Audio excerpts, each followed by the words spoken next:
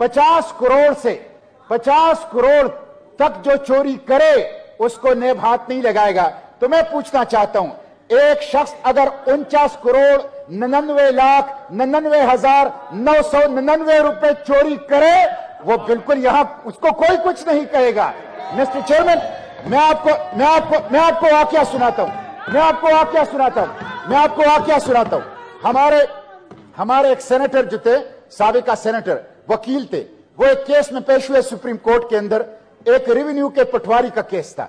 तो जज ने उससे पूछा कि इसको एनआरओ के तहत क्यों तहफ्फुज़ हासिल नहीं है। तो उस वकील साहब ने कहा कि जनाब ये छोटे लोग हैं। मिस्टर चेयरमैन, छोटा चोर जेल में जाएगा, बड़ा चोर ईवानों में जाएगा। ये गलत है।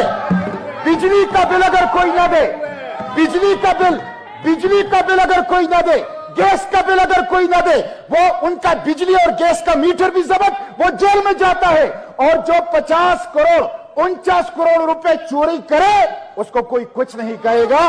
ये कॉन्स्टिट्यूशन है।